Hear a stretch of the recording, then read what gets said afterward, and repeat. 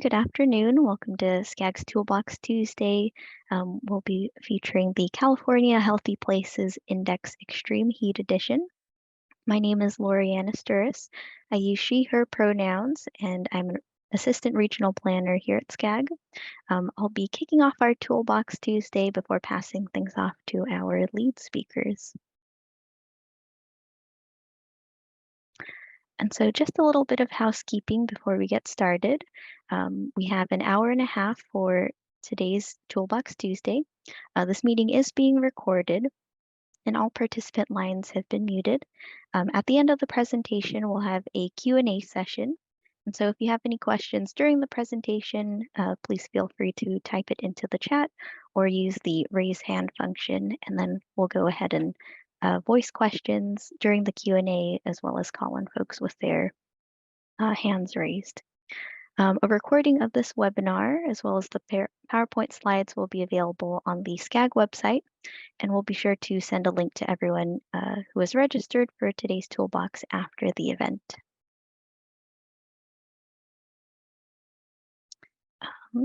And so with that, I'll go ahead and introduce our speakers for today, Colleen Brodenheider and Colleen Callahan. Colleen Brodenheider is a data analyst at the Public Health Alliance of Southern California, where they work to meet the data needs of the Alliance's various projects, including the Healthy Places Index, or HPI. Colleen is passionate about conducting impact-focused research that advances environmental and social justice. Prior to joining the Alliance, they worked at the Cal EPA's Office of Environmental Health Hazard Assessment to deploy CalEnviroScreen 4.0, the latest version of California's environmental justice screening tool. Our other speaker, Colleen Callahan, is co-executive director of the UCLA Luskin Center for Innovation. She previously served as founding deputy director for 12 years, playing an integral part in building the research center from the ground up. Colleen helps ensure that the Luskin Center for Innovation's research shapes evidence-based, equitable environmental policy and other solutions. She holds about 20 years of experience in social entrepreneurship, environmental policy, and urban planning. And with that, I'll pass things over to our speakers to kick things off. All right, yeah, we're really excited to present the HPI Extreme Heat Edition today. And yeah, with that, let's get right into it. I'll let Colleen introduce the Luskin Center for Innovation.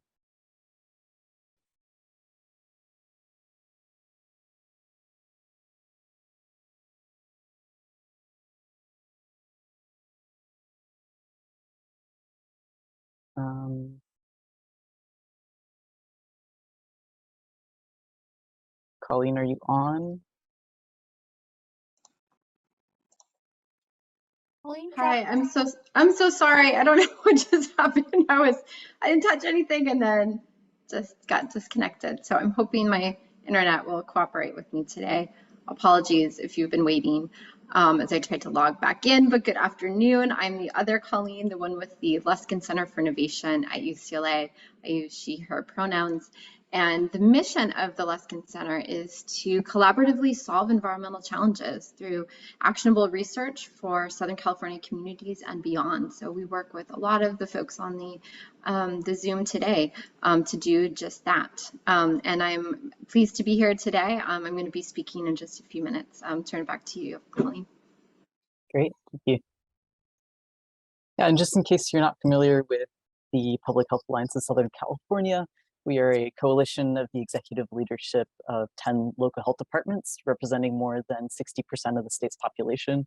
And we're fiscally administered by the Public Health Institute. And we're also architects of the Healthy Places Index and co-developers of the Healthy Places Index Extreme Heat Edition, which we're excited to present today. So just a quick overview of today's presentation. We're going to be talking extensively about the heat tool, but I wanted to spend some time in the beginning to talk about the Healthy Places Index platform that the Extreme Heat Edition is built upon.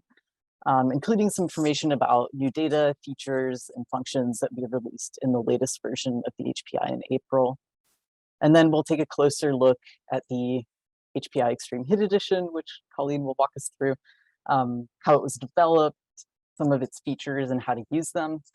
And lastly, we've included time today to answer your questions about the new tool.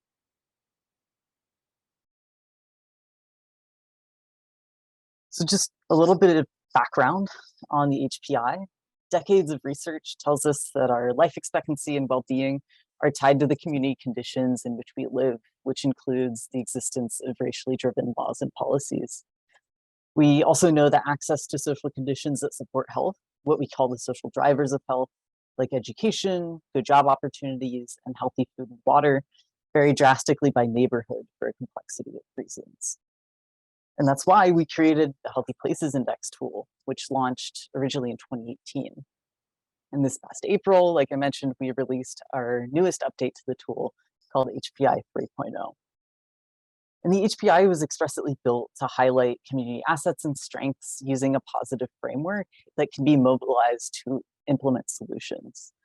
And it works by mapping neighborhood level data on conditions that drive health, overlaying that with racial justice data and resources, and providing community specific policy recommendations to advance health equity.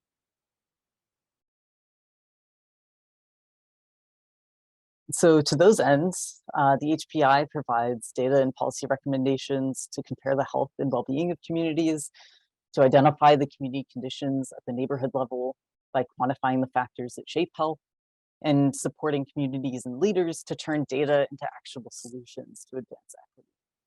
So we provide communities, leaders, policymakers, foundations, advocacy groups, academics, and a variety of other stakeholders with the tools to identify inequity, prioritize equitable investments, and strengthen community voices with sound, validated data.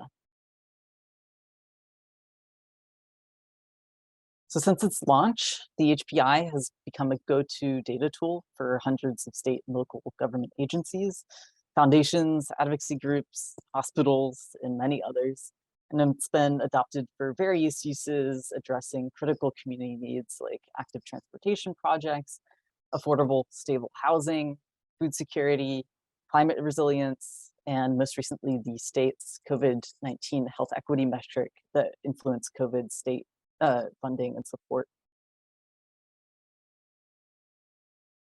So just a little bit of information about what we updated in our newest release of the HPI in April. We completely updated the data, including at brand new geographies like zip code and unincorporated areas. And while our data are fully updated, we took care to focus on concordance and continuity with the HPI 2.0. We've also found a stronger correlation between HPI 3.0 scores and life expectancy with our updated data. And we've developed a myriad of other new and enhanced features for our map platform that we hope will make it work easier. Here is just a look at the 8 policy action areas in each of the 23 indicators comprising HPI 3.0, along with the domain weights that we use to calculate the overall HPI score. And if you'd like more detail on how we created the HPI, I encourage you to take a look at our technical report on our website, and we'll leave a link in the chat at the end of the presentation. I also want to highlight our race and place framing, which we implemented throughout the HPI 3.0. We designed the HPI 3.0 platform on the premise that lasting systems change can't occur unless leaders, community providers, advocates, and residents understand the critical relationship between place, race, and someone's health outcomes. So we were intentional about elevating race and place framing within the HPI. And the ability to analyze impacts of race and place on the HPI 3.0 platform affords insights on specific needs and conditions of each community. And that additional insight allows you to develop more equitable interventions, programs, and allocations of resources and funding. It also ensures that these resources are scaled appropriately to each region. And these enhanced data and tools help communities better advocate for their own needs. So what can you actually do with the HPI? Community leaders, advocates, and residents can access information about their communities, including HPI score and indicators and detailed race ethnicity measures, including subpopulation and national origin data. You can view hundreds of decision support layers, including health outcomes, housing stock, and population demographics, in addition to over 30 measures disaggregated by race, ethnicity, or language.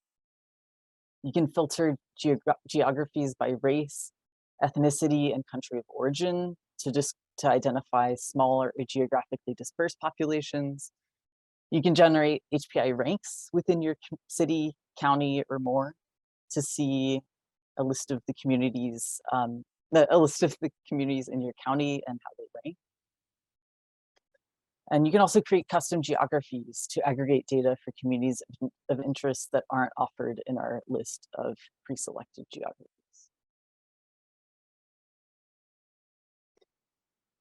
So in our 3.0 update, we included a brand new set of features that include a function to compare data across geographies and time periods.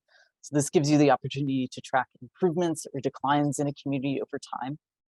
You can also examine the link between race and place. Like I mentioned before, you'll be able to assess how measures vary by race and ethnicity and explore race and ethnic demographic of communities.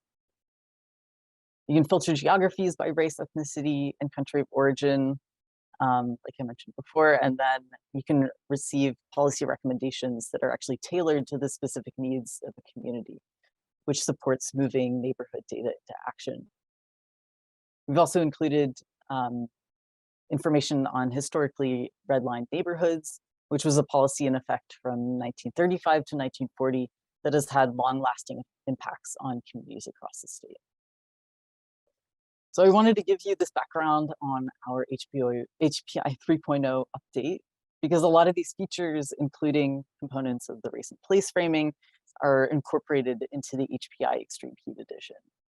And with that, I'd like to turn it over to Colleen Callahan to give some background and context for the development. Great, thank you. So next slide. Before I jump into the next slide, I'm wondering though if we've done an introduction around the Zoom room. I don't know if that happened briefly while I was logged out for a moment accidentally, but if not, if folks could please introduce themselves, your name, your city or agency, and maybe what you would like to learn from a heat vulnerability mapping tool that could be useful for your purposes. While we start to do intros in the chat, I'll start some of my slides. But I will also say that I'm really happy to be with a Zoom room of planners. My background is in urban planning, environmental policy. And so I come to the issue of extreme heat after working on climate mitigation for many, many years and realizing that obviously adaptation is critical. A lot of climate change is baked in, and no matter what we do, there will be some continued warming. How much warming will depend on our actions in the short and medium term, but we have to prepare for extreme heat, that is clear. And why? Well, for one main reason, because extreme heat is deadly, quite frankly. It's killed thousands of Californians recently, per estimates in recent years. And beyond mortality, both chronic and extreme heat have wide-ranging impacts on public health, causing things like heat stroke, and also worsening pre-existing conditions such as heart disease. Heat also hurts our economy and exacerbates inequities in our society, including economic inequities. For example, heat makes it harder for students to learn, for teachers to teach, and for other workers to do their jobs safely and financially support themselves. Rising temperatures also force families to pay more to cool their homes, making electricity shutoffs more likely.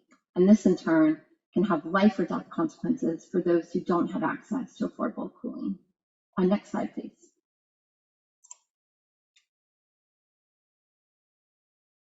Yeah, that's it. Thank you. So to address this rising threat in our state and communities, UCLA received a grant from the Strategic Growth Council to quantify different types of heat impacts and explore strategies to reduce impact in key settings where Californians are most vulnerable. Next slide, please. So the studies measured heat impacts on several populations, including workers, pregnant mothers, low-income households, and specifically residents of subsidized manufacturing housing. These studies, along with lots of other data, inform the Healthy Places Index Extreme Heat Edition, the tool we're presenting on today. Next slide, please. So before digging into this tool, I want to emphasize that it can help inform state investments as well as local planning and urban design interventions that you all likely have some role in. As such, we see the tool as complementary to heat policy and investments work. We've been doing this work at a variety of scales, including local and regional, but also at the state level. So one thing that we recently did was publish a report that identified gaps in the state's approach to heat governance, and that's informed some things happening in the past year, including an updated heat action plan, or excuse me, a final heat action plan for the state that was released in April, and we're really excited about next steps. Next slide, please. The heat vulnerability mapping tool that we'll really dig into today allows you to visualize the distribution and impact of projected extreme heat at the census tract level, in addition to other decision-making levels. So if you are interested in the city level or the state congressional district level, school district, and more across California, those are options for you. So you can get temperature heat information paired with many other measures of place and population-based vulnerability and adaptive capacity. Importantly, we linked overlapping layers of vulnerability data to funding opportunity information to help communities take action. We developed these core functionalities as part of an approach that prioritized community guidance. The next slide. Just a little bit more on community guidance. Next slide, please. Thank you. So the Alliance, the Public Health Alliance, ensured that the California Healthy Places Index, or HPI, was a collaborative project with data and functionality informed by the people who use or want to use the tool. The process with the Extreme Heat edition of the HPI was no different. We reached out to partners, including community-based organizations and regional planning bodies like SCAD, to conduct focus groups. And we asked questions to figure out how we could improve upon a draft version of the tool to make it more useful or most useful. Next slide, please.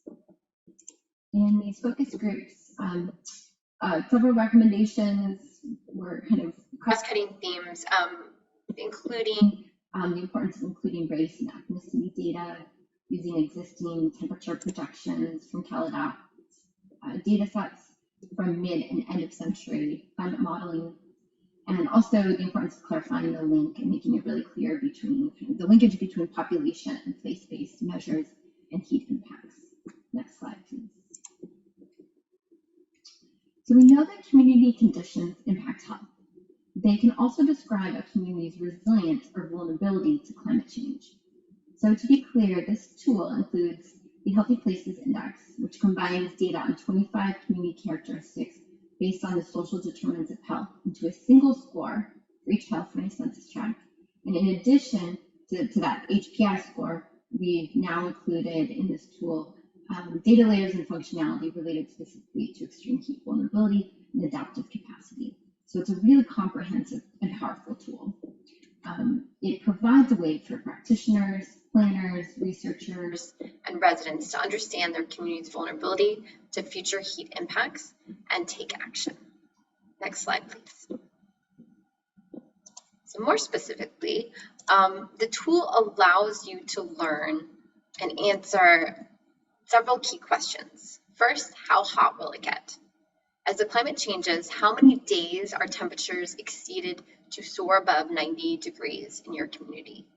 What about how many days above 100 degrees Fahrenheit? Second question, who's vulnerable? Certain groups, such as children, older adults, and people with a disability, can be particularly sensitive to extreme heat. The tool shows where these at-risk populations may be most susceptible to heat risks based on where they live. Third, how resilient is my community? Conditions like shady trees, parks, clean air, and more factor into the well-being of a neighborhood. So detailed data allows you to assess your community's resilience or vulnerability to climate change. And then fourth, and finally, what types of resources are available? Many funding programs exist to prepare for rising temperatures. Usually these programs target heat kind of indirectly. It's not kind of the core function of the program, but there are a lot of resources out there that can help. The tool illustrates state-level resources like programs that provide air conditioners to low-income households and fund local urban greening, tree planting, etc. So now let's dive deeper into these functions. I'll pass it back to Colin for demos.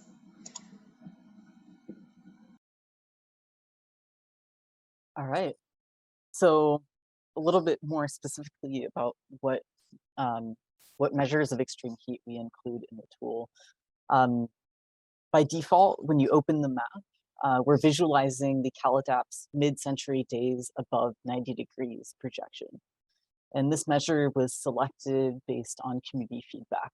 We heard that it was easiest to interpret and felt the most actionable of the heat measures available.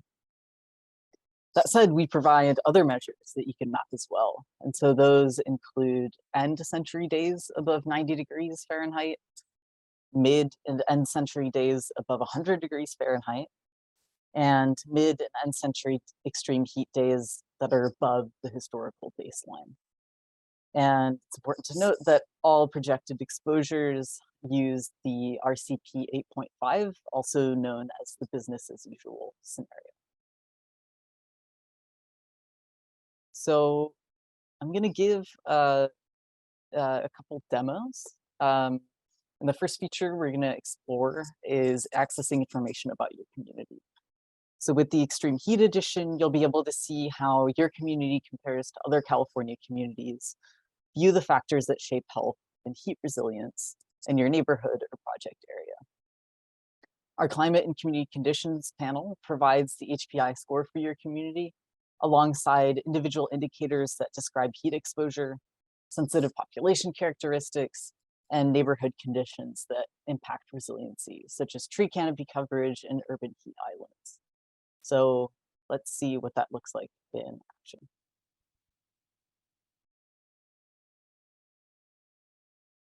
So the Climate and Community Condition panel pops up as soon as you click on a community. And here we've selected a census tract in Fresno County. The panel populates with projected extreme heat days above 90 degrees, our HPI score for this community, and several groups of indicators that cover sensitive populations, first projected heat exposures, then sensitive populations such as youth and young children, then place-based indicators of neighborhood conditions, including park access, pollution, housing stock, and more. And then finally, detailed measures of race and ethnicity.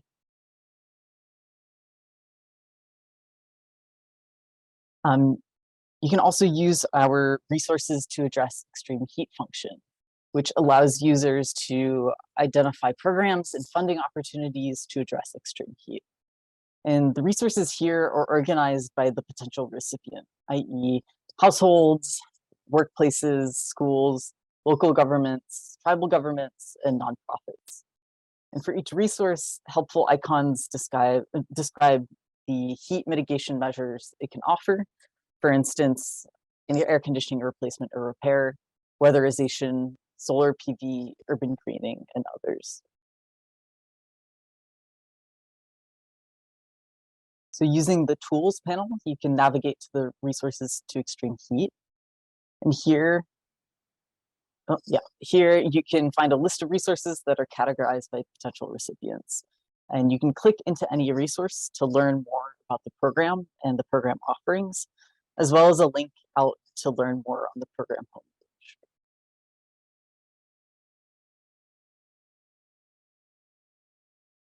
Next up, the filter indicators feature allows you to quickly find places that meet the specific criteria you meet, like income level, tree canopy coverage, and projected extreme heat impacts or more. And this filtering feature can be used to filter multiple indicators at once. So for example, we can filter the days above 100 degrees Fahrenheit mid-century indicator to only show census tracts throughout the state that are projected to experience more than 100 days of such temperatures throughout the year.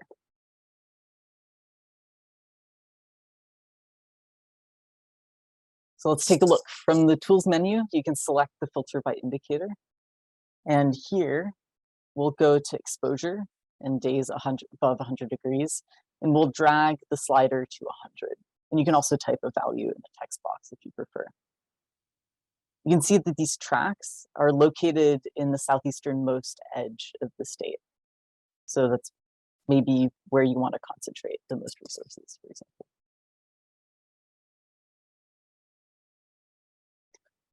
And the final feature I'll demo, and probably one of the most exciting features, is the Visualize Multiple Vulnerability Indicators feature, which will allow you to visualize the intersection of heat exposure and selected vulnerability indicators. We think that this is a really powerful tool to support heat mitigation and adaptation program planning, prioritization, and resource allocation. And in short, by selecting heat exposure indicators and one or more vulnerability indicators, you can visualize where these conditions intersect or stack. You can find places where overlapping factors like community conditions, sensitive populations, and adaptive capacity increase vulnerability to extreme heat. A practical example to illustrate this is, say, Riverside County has received funding to develop a neighborhood park and wants to find candidate sites that'll benefit most from the heat mitigation effects. So you can use the map to figure this out. From the Tools menu, we'll select Visualize Multiple Vulnerability Indicators. And first, you'll need to select an exposure indicator. Then you can select any other indicator. We'll go to People, then scroll down to Youth and Populations ages 5 to 14. Then we'll collapse the People category and expand the Place category and scroll down to Tree Canopy.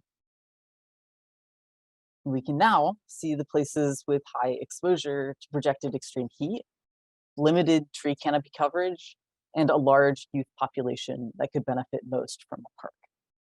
And when you hover over the tracks, you can see which indicators are in the most vulnerable quartile of their specific indicator. And with that, we'd love to answer your questions about the tool. I believe hopefully there's some in the chat, and you can also feel free to raise your hand. And I'll just leave this slide in case you want to learn more and explore the map yourself, access our data through our API, or if there are any other questions that we don't get to in today's Q&A, you can also send them to the Ask HPI at thepublichealthalliance.org.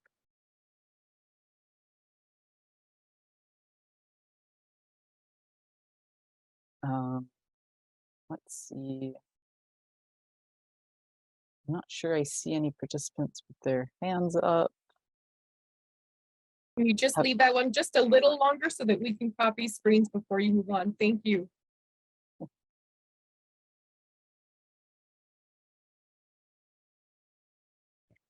Hey, Colleen, I'm not seeing any questions in the chat at the moment. Can go ahead and give folks some time to raise their hand or type it into the chat if they'd like. In the meantime, I can highlight some of the folks that we've got on the call at the moment, and some of their interest in utilizing the HPI and HPI Heat Addition tools. Got folks from SCAG, further enhancing our EJ and equity analyses, understanding how heat may affect different communities and wellness outcomes. Got folks from the Luskin Center for Innovation, working on local interventions to support communities in mitigating extreme heat. Riverside Transit Agency, helpful tool for pursuing grant opportunities to help analyze the impacts of climate change and extreme weather on the Riverside Transit Agency's ridership. We have Sacramento Council of Governments, SACOG, looking at extreme heat within the Sacramento region, impacts to equity, and how they can support transit projects to fight greenhouse gases and projects which provide additional shade structures.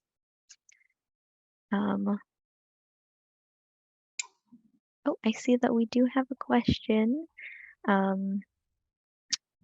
Thank you for the presentation from Juan with Ramey Associates. Can you please say a bit about how extreme heat days are defined by place? Yeah, that's a good question. I might actually pass that question to Helen Dowling, who is our Director of Data Initiatives at the Alliance, just to say a little bit about how the models were defined at the census tract level. Yeah, thanks, Colleen. So in brief, we have several measures of extreme heat. This is understanding that for your particular uses, some of these models might be more useful than others. And actually, it would be helpful, Colleen, if you still have slide control, do you mind popping back a few slides to the list of the different measures that are included on the site here? So they're essentially grouped into two different categories. We have the days above measures. So we have days above 90 degrees as well as days above 100 degrees, and those are both we provide mid and end century projections. I should note that all of these measures here are coming from CalAdapt and are an amalgam of 4 priority global climate models. If you are interested in the nitty-gritty of those, I recommend taking a look at CalAdapt's website. You can also take a look at the technical report that goes into a little bit more detail about these. At any rate, so in addition to the days above measures, we also have 2 extreme heat days measures, one for mid-century and another for end century. And those are measures that are relative to place. So they're place-based measures that show the number of projected extreme heat days above or greater than the historical baseline. Again, more information at CalAdapt as well as in the technical report, and I'd be happy to drop that in the chat as well. Great. And I think there's another question by Donald on, does this tool also address risks to farm workers or just local populations? And I'll mention that one of the layers that we have on the tool is outdoor workers. So I believe that includes more than just farm workers, but it certainly takes into account farm workers. And you might want to explore the visualizing multiple vulnerabilities tool just to figure out where those populations are. The tool is free to use. Let's see, will you be able to identify a GIS file of this information? You can do that through our API. We offer data in CSV and GeoJSON formats. So you can certainly download a GIS file from our API. Does this include information about data sources? Will the data be available to use for GIS? So yes, you can access information about our data sources on the map itself if you click the arrow to the right of any of the indicators. And you can also take a look at the technical report, which maybe Helen has linked to in the chat, I'm not sure. Great. Donald asks, is there a comparison tool where you can select 2 different tracks and compare them on one screen or report?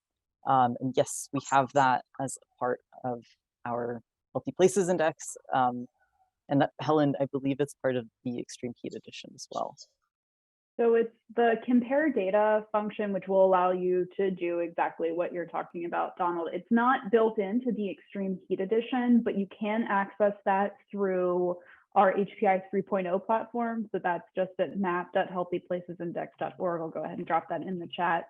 But the HPI 3.0 map application actually includes many of the same data layers, including the exposure indicators, as well as the sensitive population measures. So you can take a look at those and compare those within the main HPI map platform.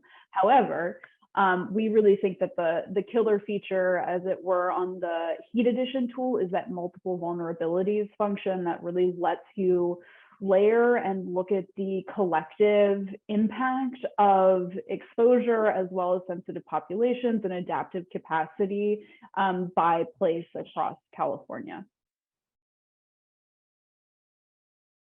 Great. Delia asks, does the tool have an option to export the filtered information for reporting and referencing? And I don't believe we currently offer that as a feature, but it's something we're working on, at least for the California Healthy Places Index 3.0. And we'll see if we can integrate that throughout all the HPIs. And I can pop in and say that as a roll your own solution is you can use our API to download the source data. And then you can use that in the statistical program of your choice or even Excel to filter that data down to the places of interest or the indicators of interest.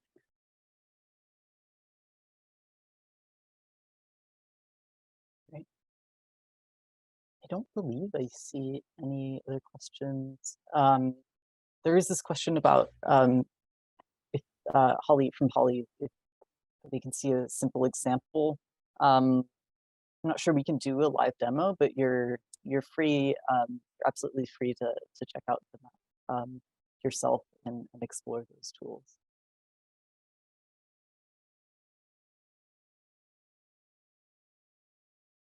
And just to add to that for Holly, you can choose which type of geographic information you want. So in this case, you would do it at the city level.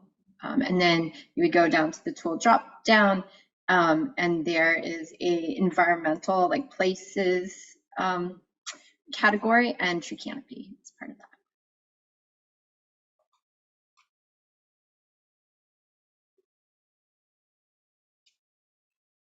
These are good questions. Thank you for them. Looks like we just got one more from Donald. Donald asks, can you go over the resources section again where you were talking about grants or something available? And I'll also let Helen take that question. Sure. Yeah. So we have a resources to address extreme heat functionality that's built into the tools menu. And the great thing there is that this is organized by potential recipients of this funding or these various resources that are available. And you can also see in each, and yeah, here you'll see the demo of it again. So here you're seeing it's organized by recipient, and then if you click through, you get the brief explainer of what this program is. And one of the cool things that we have done and included here is just, very briefly, we give little icons that identify the different kinds of resources that are available per program. So it's a great function to dive in and to explore more some of those available resources and mix and match, see what's out there and what might work for your particular project.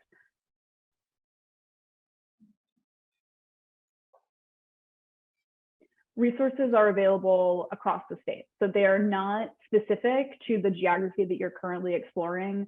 They are available across the state.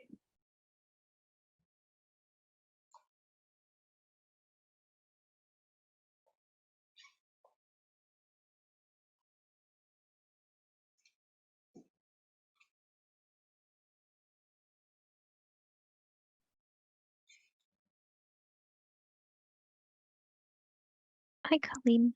Just wanting to note, since we do have some time for the session, you can share your screen if you'd like to circle back to Holly's question about potentially doing a little demo, quick example if you'd like. Sure. Yeah, I'd be happy to since we have the time. Let me just share my screen then.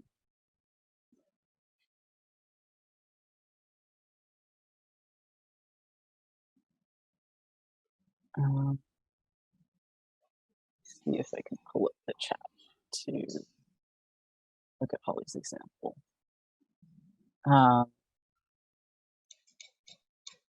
So you can type in a city. Let's say Bakersfield. Click on that, and it'll take you to the city geography of Bakersfield. And if you wanted to scroll down, so here you'll see the extreme heat days above 90 degrees in the mid-century projection. So there's going to be 145 days above 90 degrees in Bakersfield. You can see our Healthy Places Index score, which is in the 25th percentile. And so that means it has healthier community conditions than 25.8% of other cities and towns in California.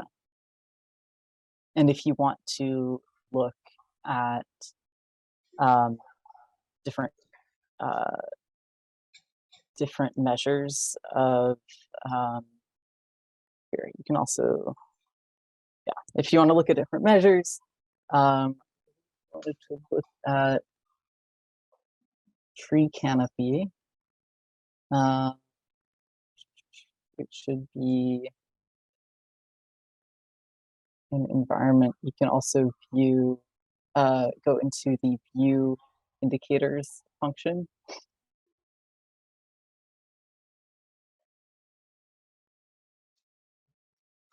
And look, sorry,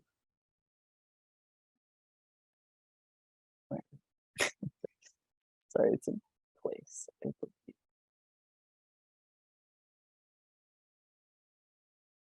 I can also search for it. That's the great thing about, you have a lot of indicators, but you can also search for it. Tree canopy. And so you can see the different levels of tree canopy. And so percentile means just has like 100 percentile means it has like a higher level of tree canopy. Yeah, I hope that clears that up.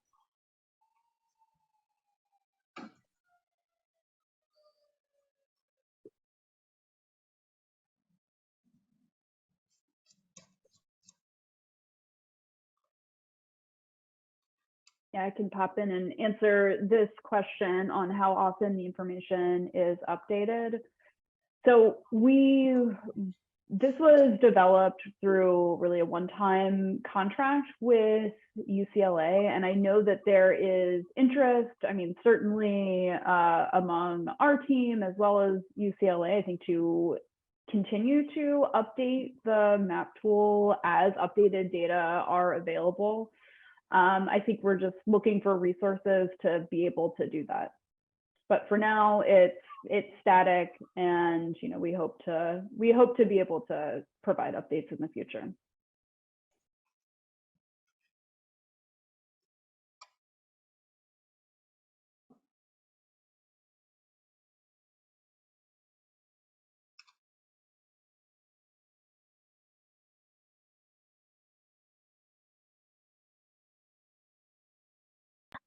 Seeing any other questions come through. Oh, actually one more. From Denise. Are the percentiles as compared to the rest of the tracks, or where do these fall compared to statewide average? So they're generally compared to other tracks in California. That's the default. We also have our rank features, which will allow you to compute a percentile within a county or within a city that you select. So we have both of those options available, but the one that you saw in that demo is the percentile as compared to the rest of the tracks in California.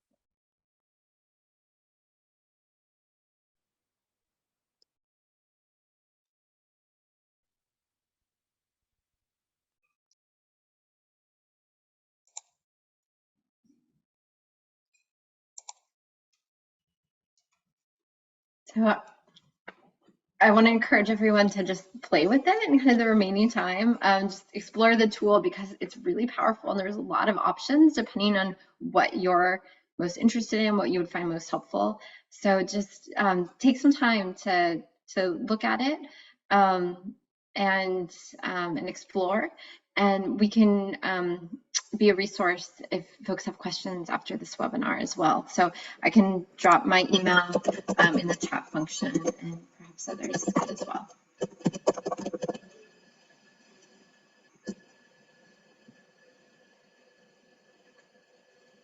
We also received a couple more questions from Donald. Is the density of an area taken into account, i.e. downtown LA versus a neighborhood in the valley? That's a good question. In I guess I have a terms, follow-up, yeah. which is, what taken into account for what? So I'll let you answer that, and then we can. I think there's another question. Oh, heat retention. Yeah. So I mean, we do take a look at. There's an urban heat island indicator, which will really allow you to take a look at those differences, and you are certainly going to see a difference in downtown LA compared to other places. And I believe Urban Heat Island should be available as an indicator you can view right from that screen when you click on any community.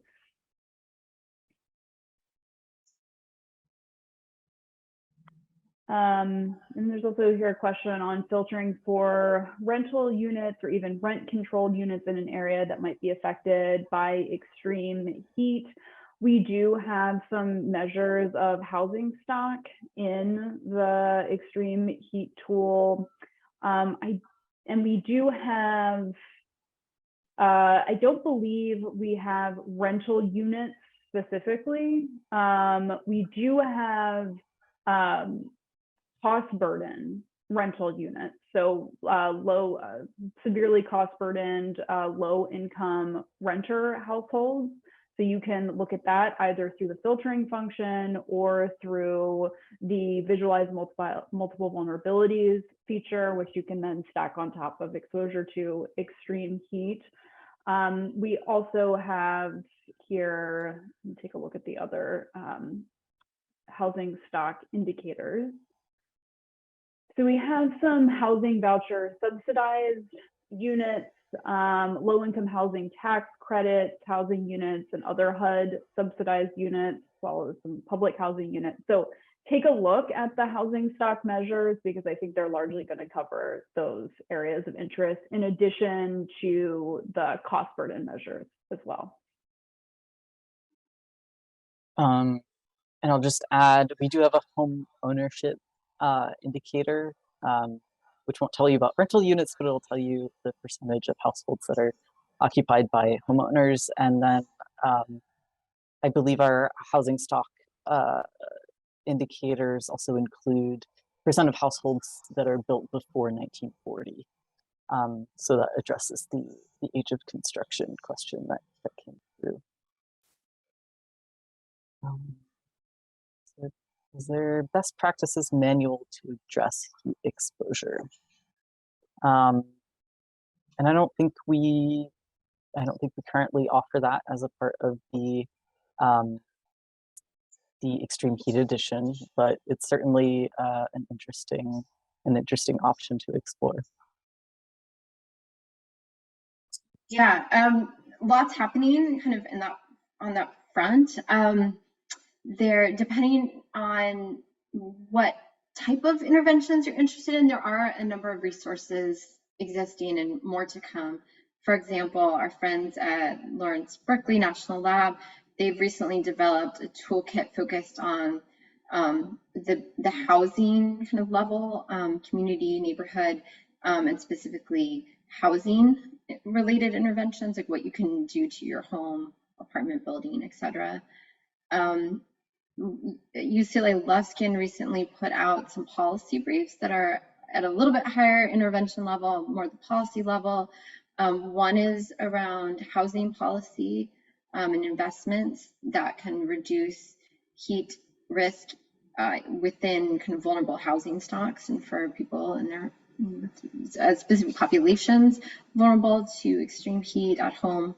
And we have another one coming out on schools and schoolyards.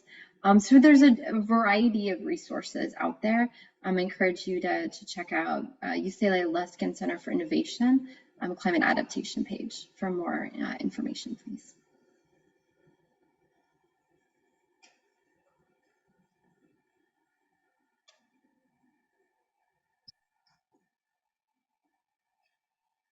Francisco asks, will data be updated on an ongoing basis or yearly? Will there be a set reporting period? And will we be able to monitor changes from year to year? And I'll let Colin that question as well. Yeah, I think it goes back to, we would love to be able to do it, but don't currently have the funding or resources to provide updates.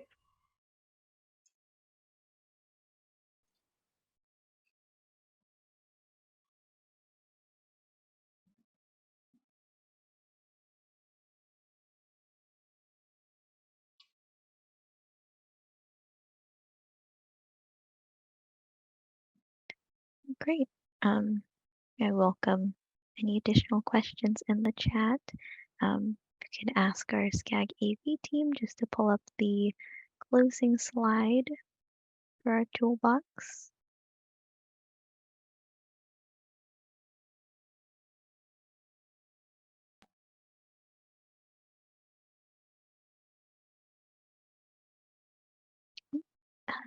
Jennifer, if you could bring up the very last slide of the toolbox.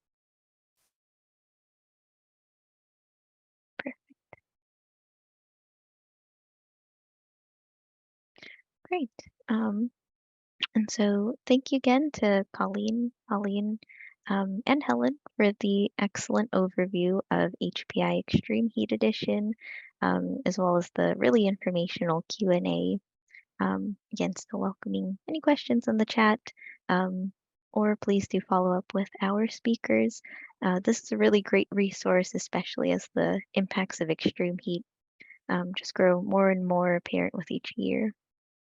And so just to close out our Toolbox Tuesday session, we'd love to get your feedback.